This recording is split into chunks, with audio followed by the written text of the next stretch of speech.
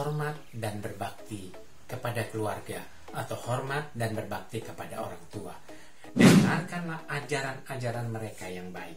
Dengarkanlah nasihat-nasihat yang baik. Kalau Tuhan menitipkan kita kepada orang tua tertentu di muka bumi ini, maka Tuhan punya maksud kita bertumbuh melalui orang tua itu. Senangkanlah hati orang tua selagi mereka masih hidup. Bagaimana caranya menyenangkan hati orang tua? Jika orang tuamu jauh, sering-seringlah memberi kabar kepada mereka. Jaga nama baiknya. Kan menjunjung orang tua, artinya jaga nama baiknya. Rawatlah mereka pada waktu usia mereka senja. Hormatilah dan berbaktilah kepada orang tuamu supaya keluargamu bahagia. Tuhan memberkati. Salam damai sejahtera saudara sekalian. Harap Anda sekeluarga sehat-sehat, rukun bersama dan diberkati oleh Tuhan. Hari ini saya akan membawakan tema adalah hormat dan berbakti kepada keluarga atau hormat dan berbakti kepada orang tua. Dasar Alkitabnya saya ambil dari Keluaran pasal 20 ayat 12. Demikianlah firman Tuhan, hormatilah ayahmu dan ibumu supaya lanjut umurmu di tanah yang diberikan Tuhan Allahmu kepadamu. Ini adalah hukum kelima dari 10 hukum Taurat yang diberikan Tuhan kepada umatnya melalui Nabi Musa. Hukum pertama sampai keempat adalah bagaimana soal kita manusia terhadap Tuhan pencipta kita.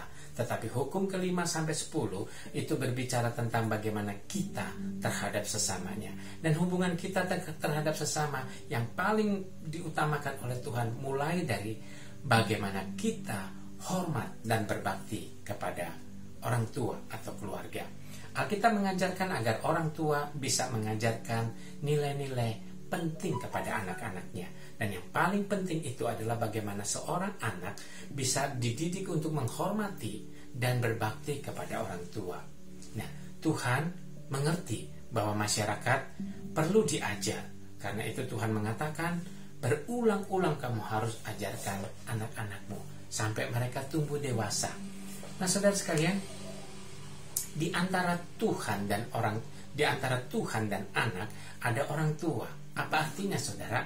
Yang pertama, anak kalau mau diberkati Tuhan dan bagaimana bisa menghormati Tuhan dengan benar, Tuhan selalu melihat ada orang tua di situ.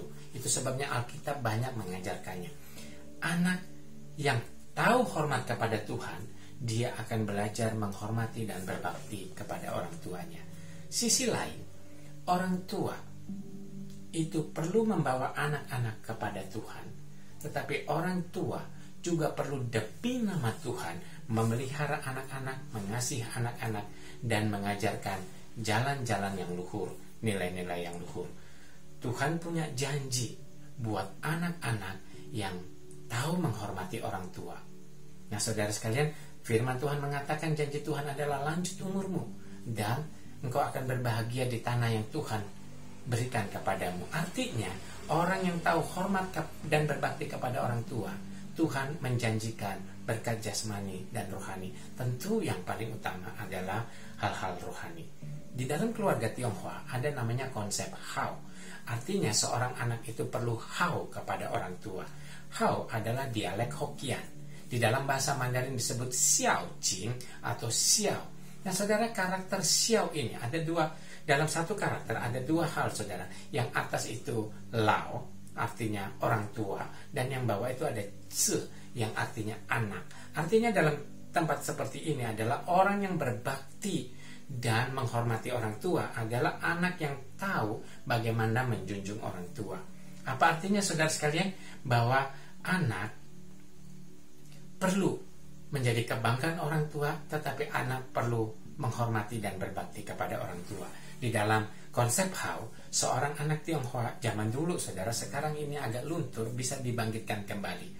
Orang yang hao atau orang yang tahu berbakti kepada orang tua, dia akan melakukan 3 hal. Yang pertama, saudara, dia tahu hormat dan berbakti kepada orang tua. Dan kedua, dia tahu hormat dan berbakti kepada negara. Dan yang ketiga, dia tahu hormat dan berbakti kepada sesama, karena disitulah nilai-nilai kehormatannya. Bagaimana dengan bangsa Yahudi pada waktu zaman Musa? Saudara, seorang anak Yahudi pada waktu itu adalah dilahirkan untuk bisa hormat dan berbakti kepada keluarga, kedua kepada bangsa dan negara, dan ketiga kepada Tuhan dan bait Tuhan atau bait Allah.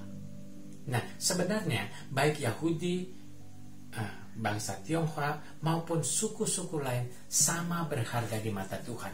Sama-sama harus menekankan nilai-nilai yang luhur kepada anak-anak untuk diingat oleh anak, menjadi pegangan anak, dan terus diwariskan kepada generasi berikutnya. Dan perlu memang ditekankan berulang-ulang sesuai firman Tuhan bahwa anak hormat dan berbakti kepada orang tua. Saudara, orang tua, dia gembira juga disimpan rahasianya. Dia punya kesusahan, dia punya kesedihan, dia punya kesulitan, dia punya ketakutan di dalam membesarkan kita dulu. Dia semua simpan di dalam hatinya. Pendeknya saudara, yang pahit ditelan sendiri, yang manis diberikan untuk anak-anaknya. Saudara, bagaimana caranya kita hormat dan berbakti kepada orang tua? Ada 4 hal. Yang pertama saudara, sesuai dengan ajaran Amsal 4 ayat 1. Dengarkanlah ajaran-ajaran mereka yang baik. Dengarkanlah nasihat-nasihat yang baik. Kalau Tuhan menitipkan kita kepada orang tua tertentu di muka bumi ini, maka Tuhan punya maksud kita bertumbuh melalui orang tua itu. Karena itu, ajarannya, nasihatnya, dengarkanlah. Yang kedua saudara, senangkanlah hati orang tua selagi mereka masih hidup. Bagaimana caranya menyenangkan hati orang tua? Jika orang tuamu jauh, sering-seringlah memberi kabar kepada mereka. Karena mereka sangat senang dihiburkan, dikuatkan kalau kalian memberi kabar. Bagaimana kalau kalian dekat di dalam kota? Sering-seringlah kunjungi mereka. Jangan ada seorang pun menghambat seorang bisa mengunjungi orang tuanya. Nah saudara, jadi mari kita tolong supaya orang tua kita senang.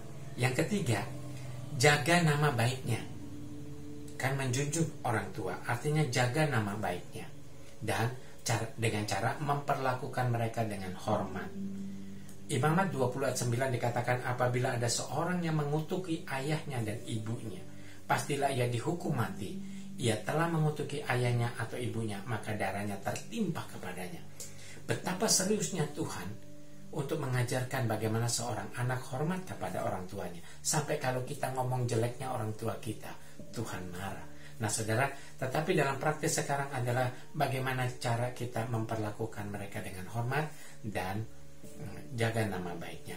Yang keempat, yang terakhir adalah rawatlah mereka pada waktu usia mereka senja dan penuhilah cita-cita mereka. Nah saudara, kalau mereka itu sudah sakit usia 60 ke atas, maka inilah tiba waktunya kita merawat mereka. Pada waktu kita kecil mereka punya banyak kesusahan di dalam merawat kita. Ada banyak kesulitan di dalam membesarkan kita dari berbagai sisi. Tapi mereka tidak pernah menceritakannya kepada kita. Asal kita bahagia, itulah kesenangan dia. Nah kalau mereka sudah sakit-sakitan, ini waktunya kita membalas budi mereka dengan cara merawat mereka. Kedua, caranya adalah wujudkan cita-citanya.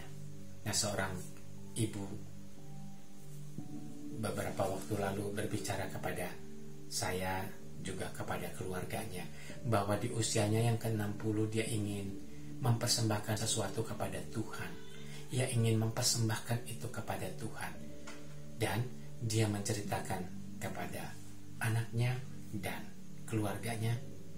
Yang menyenangkan bahagia adalah saya melihat anak-anaknya ingin menjadi bagian yang mewujudkan mimpi dari seorang mama atau ibunya. Nah inilah cara saudara merawat mereka dan wujudkan mimpi mereka. Apalagi kalau mimpi mereka untuk Tuhan dan sesama. Saudara, karena waktu untuk mewujudkan mimpi, waktu untuk merawat mereka, dan waktu kita terhadap orang tua ada batasnya.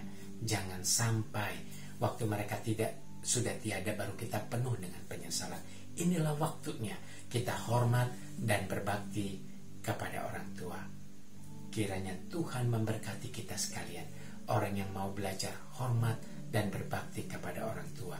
Ada janji Tuhan kepada kita, dan inilah waktunya kita membalas budi orang tua kita. Kiranya kita menjadi orang-orang yang tahu juga menanamkan nilai-nilai luhur untuk anak-anak kita. Satu saat anak kita akan meneladani apa yang kita lakukan untuk orang tua kita. Salam berbahagia, hormatilah dan berbaktilah kepada orang tuamu supaya keluargamu bahagia. Tuhan memberkati.